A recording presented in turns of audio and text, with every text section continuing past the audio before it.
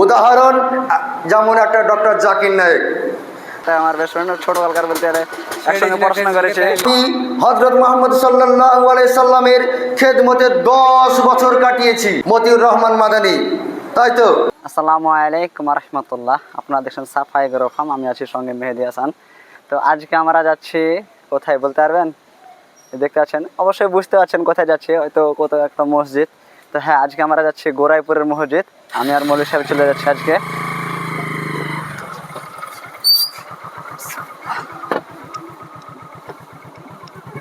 আমরা চলে গেলাম।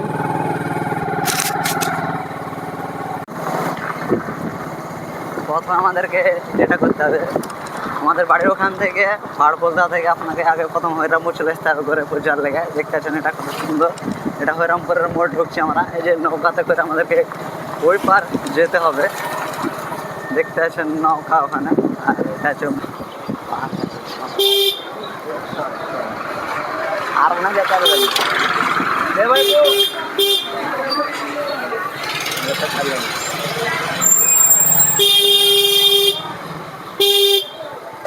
ছেড়ে দেন না, ছেড়ে দেন, এখন লোড হয় নিতে হবে। সেটা হচ্ছে যে কি হরিরামপুরের ফেরি আগ দে নাকি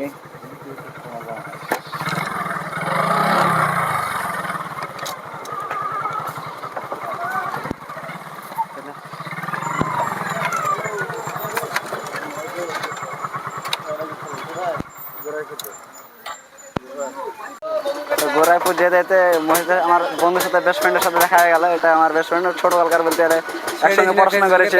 কত সুন্দর লেগেছে, মাশাআল্লাহ।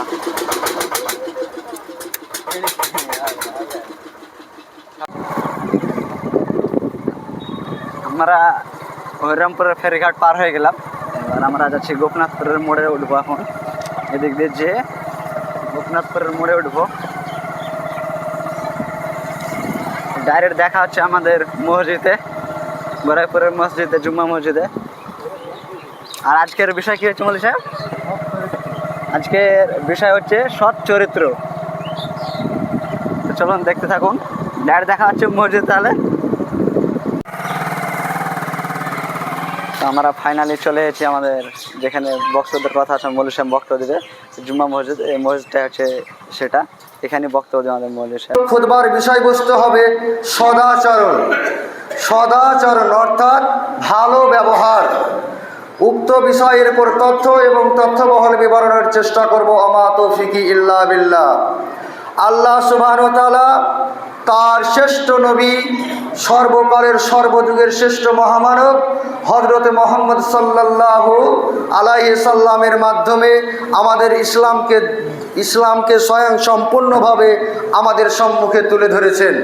তো সেই বিশ্ব মহামান্বিত নবী, তার চরিত্র কীরকম ছিল, তার আদর্শ কীরকম ছিল, তার চলাফেরা কীরকম ছিল, তার কথাবার্তা কীরকম ছিল। তাহলে যেহেতু আমরা ইসলাম ধর্মের মানুষ, আল্লাহ রাসূল সাল্লাল্লাহু আলাইহি সাল্লামকে শেষ নবী বলে বিশ্বাস করেছি, কোরআনকে ঐশবাণী আল কোরআন বলে বিশ্বাস করেছি, নবীর দেওয়া জীবনাদর্শকে আমরা হাদিস বলে মেনে নিয়েছি, সেহেতু আমাদের আইডিয়াল হবে, আমাদের মডেল হবে, আমাদের ফলো হবে হযরত মুহাম্মদ সাল্লাল্লাহু আলাইহি সাল্লাম। আপনি চুল কাটবেন, হযরত মুহাম্মদ সাল্লাল্লাহু আলাইহি সাল্লাম যেভাবে চুল কেটেছে, আপনি কথা বলবেন, আল্লাহর নবী হযরত মুহাম্মদ সাল্লাল্লাহু আলাইহি সাল্লাম যেভাবে পোলাইটনেসের সঙ্গে, নম্রতার সঙ্গে আপনার কথা বলেছে, সেইভাবে আমাকে কথা বলতে হবে, আপনাদেরকে কথা বলতে হবে। আল্লাহ রাসূল সাল্লাল্লাহু আলাইহি সাল্লাম যেভাবে খেয়েছেন, যেভাবে পান করেছেন, যেভাবে স্ত্রীদের সঙ্গে সৎ ব্যবহার করেছেন, যেভাবে গ্রাম প্রতিবেশী গোটা বিশ্বের মুসলমানের কাছে যে আইডিয়াল রেখে গেছেন, তাকে আমাদেরকে ফলো করতে হবে। তখন আসুন আমরা হাদিস ও কোরআনের দিকে লক্ষ্যপাত করি, তিনার আদর্শ কীরকম ছিল। আর এই সদাচরণ, এই ভালো ব্যবহার, এই নম্র ব্যবহার আপনাকে পৃথিবীর ঊর্ধ্ব থেকে সব থেকে ঊর্ধ্বতন জায়গাতে নিয়ে যেতে পারে। আপনার ভালো আদর্শ, আপনার ভালো কথাবার্তা, আপনার ভালো চলাফেরা, আপনার ভালো প্রতিবেশীর সঙ্গে সৎ ব্যবহার রাখা। একজন মানুষ যদি ভালো ব্যবহার করায়, একজন মানুষ যদি আল্লাহ রাসূল সাল্লাল্লাহু আলাইহি সাল্লামকে মেনে চলে, তাকে পৃথিবীর সমস্ত মানুষ সম্মান দেবে। উদাহরণ যেমন একটা ডক্টর জাকির নায়েক, মতিউর রহমান মাদানী, তাই তো তাদের ব্যবহার, তাদের কথাবার্তা, তাদের চলাফেরা সব ফলো হযরত মুহাম্মদ সাল্লাল্লাহু আলাইহি সাল্লাম। তারা অনুসরণ করে, তারা ফলো করে দুনিয়াবি কোনো নেতার জন্য নয়, তারা হযরত মুহাম্মদ সাল্লাল্লাহু আলাইহি সাল্লাম যিনি পারফেক্ট একজন দেশ নেতা হিসাবে, একজন রাষ্ট্র নেতা হিসাবে, একজন ধর্মগুরু হিসাবে, একজন রাষ্ট্রনায়ক হিসাবে, একজন পিতা হিসাবে, একজন দেশের আপনার সর্দার হিসাবে, একজন মোড়ল হিসাবে, একজন গবেষক হিসাবে, একজন রাষ্ট্রবিজ্ঞান হিসাবে, একজন ঐতিহাসিক হিসাবে, একজন দার্শনিক হিসাবে যিনি স্বয়ং সম্পূর্ণ তিনি ছিলেন হযরত মুহাম্মদ সাল্লাল্লাহু আলাইহি সাল্লাম। তাকে আমাদেরকে ফলো করতে হবে। আল্লাহ সুবহানাহু ওয়া তাআলা পবিত্র কোরআনে বলছেন যে কি, অবশ্যই তুমি সুন্দর চরিত্রের অধিকারী, অর্থাৎ আল্লাহ রাসূল সাল্লাল্লাহু আলাইহি সাল্লাম পৃথিবীতে কিয়ামত পর্যন্ত যতগুলো মানুষ এসেছে, আসবে এবং বর্তমানে যতগুলো মানুষ এসছে, আল্লাহ রাসূল সাল্লাল্লাহু আলাইহি সাল্লামের জীবন আদর্শের সঙ্গে, তার চরিত্রের সঙ্গে, তার কথাবার্তার সঙ্গে, তার ওঠা বসার সঙ্গে একটা মানুষও তার সমতুল্য হতে পারবে না, অর্থাৎ তার মতো হতে পারবে না। তবে তাকে আমাদেরকে ফলো করতে হবে। আনাস রাদিয়াল্লাহু তাআলা আনহু বলেন, রাসূল সাল্লাল্লাহু আলাইহি সাল্লাম ছিলেন সবচাইতে সুন্দর চরিত্রের অধিকারী বিশ্বে যতগুলো মানুষ আছে। হাদিস মুত্তাফাকুন আলাইহি। আনাস রাদিয়াল্লাহু তাআলা আনহু অপর একটা হাদিসে বলছেন কি, আনাস রাদিয়াল্লাহু তাআলা আনহু قال রাসূলুল্লাহ সাল্লাল্লাহু আলাইহি সাল্লাম, আনাস রাদিয়াল্লাহু তাআলা আনহু বলছেন, আমি হযরত মুহাম্মদ সাল্লাল্লাহু আলাইহি সাল্লামের খেদমতে 10 বছর কাটিয়েছি। কত বছর? 10 বছর কাটিয়েছি একটা মানুষের সেবা করার জন্য। আনাসের মা আনাসকে ছোট্ট অবস্থায় আল্লাহ রাসূল সাল্লাল্লাহু আলাইহি সাল্লামকে বলছেন, ইয়া রাসূলুল্লাহ, আমাকে দেওয়ার মতো কিছু নেই, তো আমি কি করব? আমার কোলের একটি বাচ্চা আছে, আপনার খিদমতে আমি রেখে দিলাম। সেই আনাস বর্ণনা করছে হাদিসটি। আনাস রাদিয়াল্লাহু তাআলা আনহু বলেন, আল্লাহ রাসূল সাল্লাল্লাহু আলাইহি সাল্লামের কাছে আমি 10 বছর তার খিদমতে ছিলাম। তার হাতের তালু অপেক্ষা কোনো রেশমি বস্তু কিংবা কোনো পৃথিবীর কোনো জিনিস আমি স্পর্শ করিনি।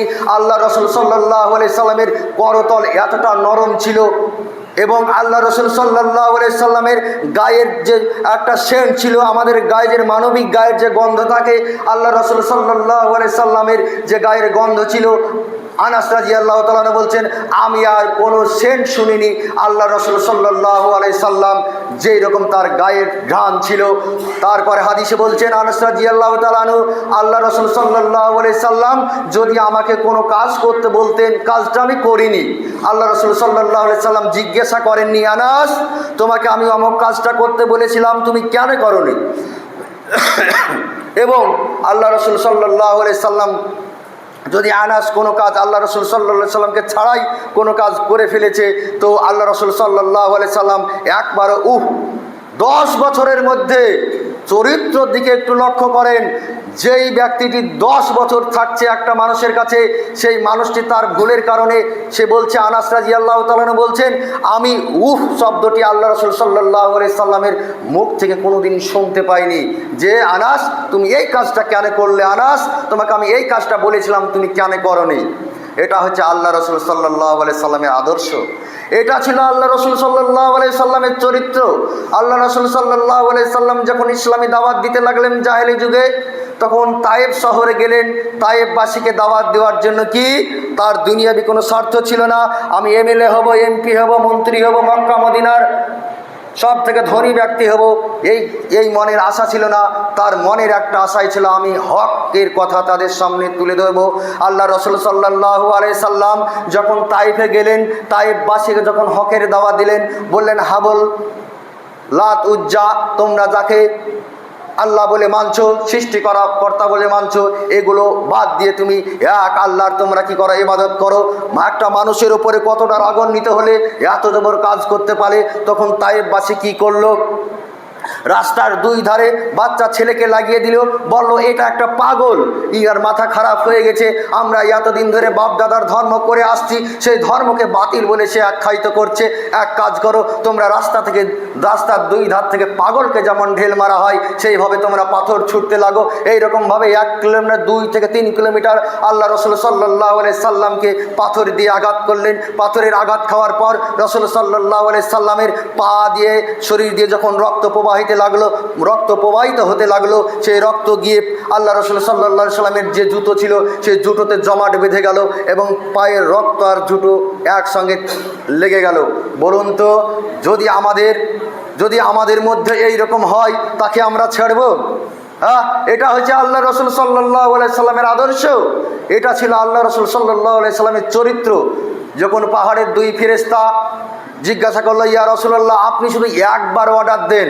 আমরা বলি না, মেম্বারকে বলি, প্রধানকে বলি যে একবার অর্ডার দেন, আমাদের পার্টির দলের লোকের গায়ে হাত তুলেছে, একবার অর্ডার দেন আর বাড়িতে যা আছে দুমড়িয়া ভাঙ্গে চুরে লুট করে সব কিছু নিয়ে চলে আসবো। আমরা তাই বলি তো? কিন্তু আল্লাহ রসুল সাল্লাল্লাহু আলাইহি সাল্লামকে বলছেন, ইয়া রাসূলুল্লাহ, ইয়া হাবিবাল্লাহ, যারা আপনাকে এত কষ্ট দিল, একবার আপনি অনুমতি দেন, দুই পাহাড়কে আমি এই গ্রাম থেকে সেটে দিব, গ্রামের যা মানুষ আছে সব মৃত্যুবরণ করবে। আল্লাহ রসুল সাল্লাল্লাহু আলাইহি সাল্লাম তার মুখের বাণী শোনেন।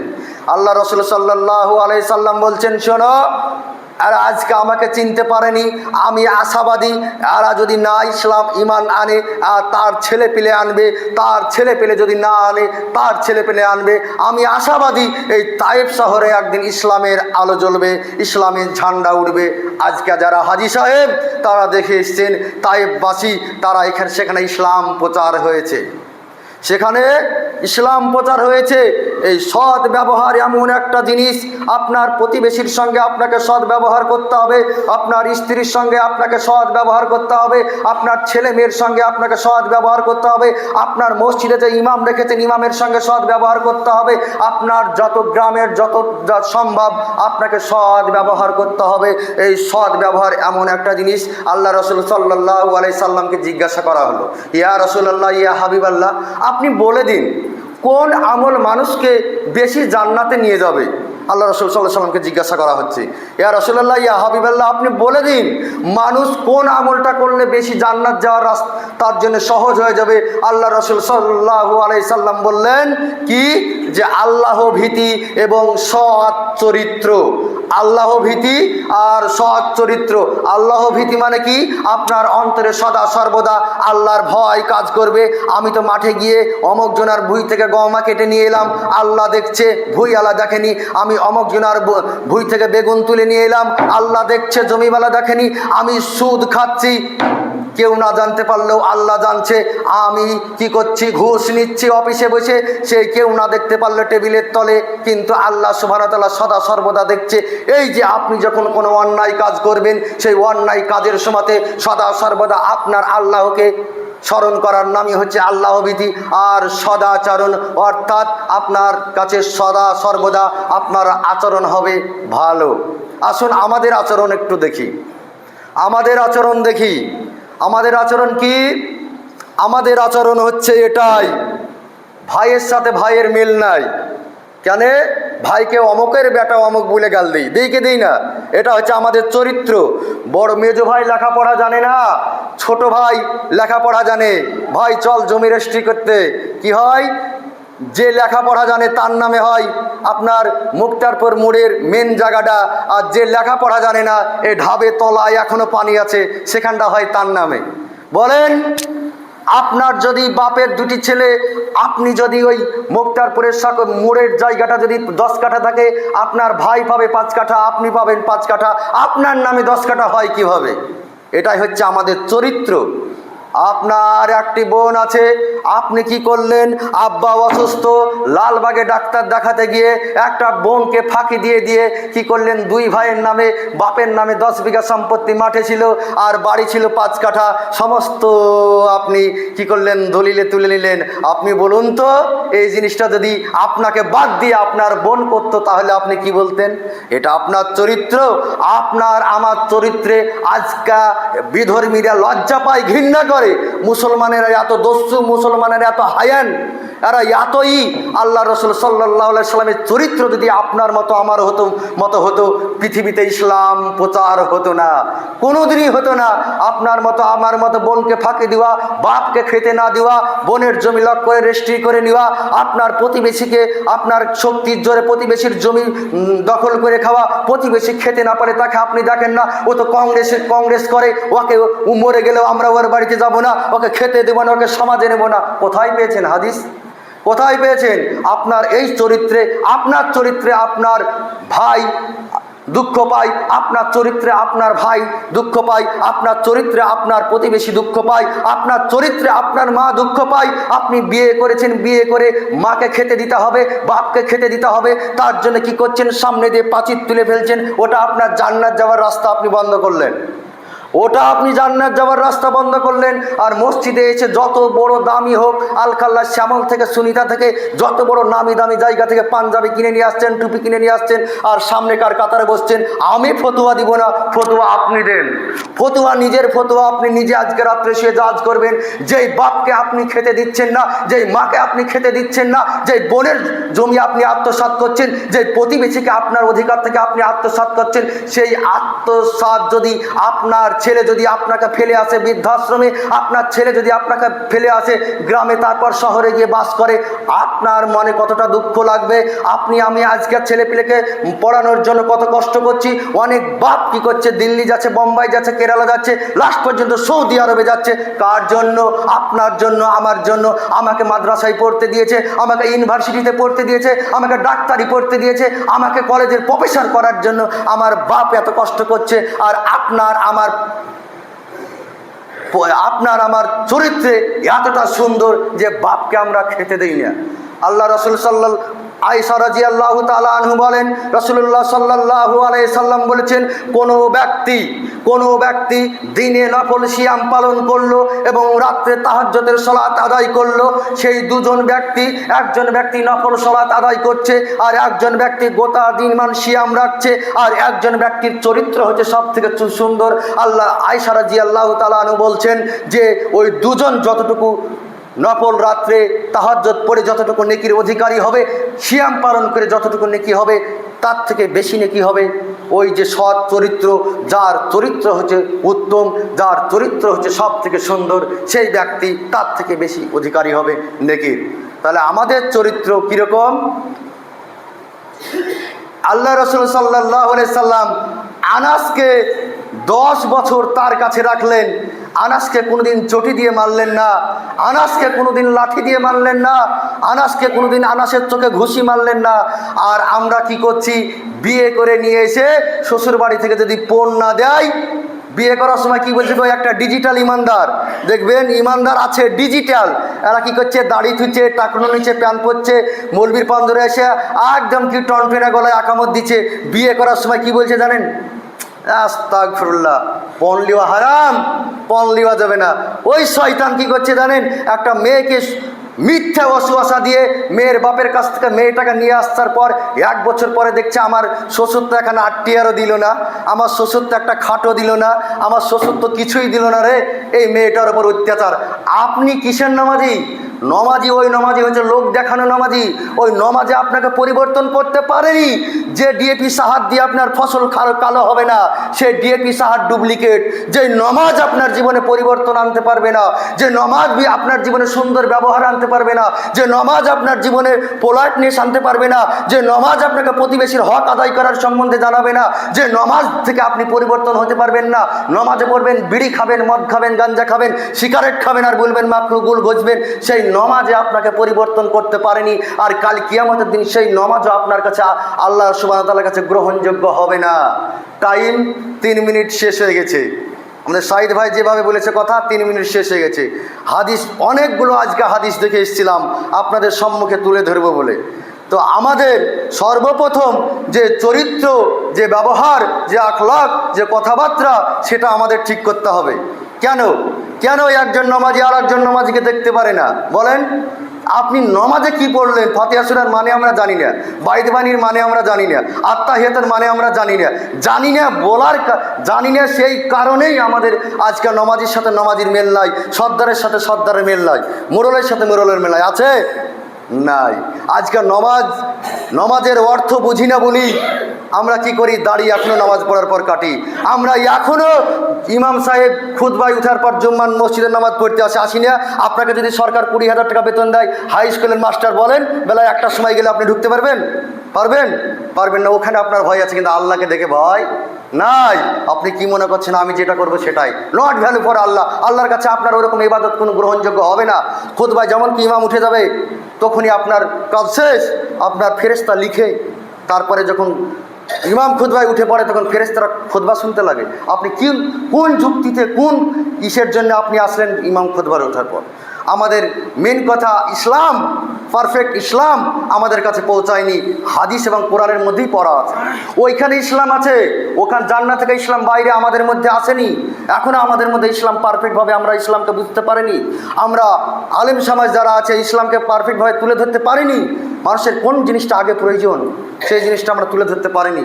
আর তুলে ধরতে না পারার কারণেই আজকে মানুষ দিনের দিন ইসলাম থেকে বিচ্যুত হয়ে যাচ্ছে। আজকে অনেক মানুষ কি করছে, দুর্গাপূজা উদ্বোধন করছে, সে ডাইরেক্ট মুশরিক। যে দুর্গাপূজা উদ্বোধন করবে সে এমএলএ হোক, এমপি হোক, মন্ত্রী হোক। আর মন্ত্রী হয়েছে তো কি হয়েছে? আল্লাহ রসুল মক্কা মদিনার সম্রাট ছিলেন, কোনোদিন ইহুদিদের সঙ্গে তারা পূজা উদ্বোধন করেনি। আর আমাদেরকে মুসলমান কত শক্ত ইমান কী করছে, আমরা এক ঘাড় মিলিয়ে থাকবো বলে হিন্দুদের মূর্তি পূজা গিয়ে আমরা ফিতে কেটে উদ্বোধন করছি। খবরদার, এই জিনিসটা মুশরিক হয়ে যাবে। এই জিনিসটা যদি আপনি করেন আপনার মধ্যে ইমান থাকবে না। আর যেমন বাড়িতে আগুন লাগলে সব পুড়ে যায়, বিগত আমল আপনার সব ধ্বংস হয়ে যাবে এই পূজা উদ্বোধন করতে গেলে। আমাদের চরিত্র, আমাদের কথাবার্তা, আমাদের উঠা বসা, পোলাইটনেস, সমস্ত কিছু যদি আমরা কন্ট্রোলে আনতে পারি আপনার জীবন কিচ্ছু করতে হবে না। সর্বপ্রথম আপনি নামাজ পড়েন আর আপনার জীবনটাকে, আপনার চরিত্রটাকে একদম নরম, সহজ, সরল মানুষের কাছে প্রেজেন্টেশন করেন তো দেখি কি হয়। আপনি ফল দেখেন, আপনাকে মানুষ ভালোবাসবে। আপনার কথাবার্তা এত খাস্টিয়া, আপনার কথাবার্তাতে এমন মানুষ অন্তরে পায়, কষ্ট পায়, যে কথা আপনার কিয়ামত পর্যন্ত সে যতদিন বেঁচে থাকবে ভুলতে পারবে না। যাই হোক, টাইম 6 মিনিট লেট হয়ে গেছে, মাফ করবেন। আমা আলাইনা ইল্লাল বালাগ। হে রাব্বুল আলামিন, এতক্ষণ যে হাদিস ও কোরআন থেকে আমার ক্ষুদ্র জ্ঞানে আলোচনা করলাম, আমাদের সকল মুসলিম ভাইকে সেই হজরত মুহাম্মদ সাল্লাল্লাহু আলাইহি সাল্লামের মতো চরিত্রের হওয়ার তৌফিক দান করো। সকলে বলুন আমিন।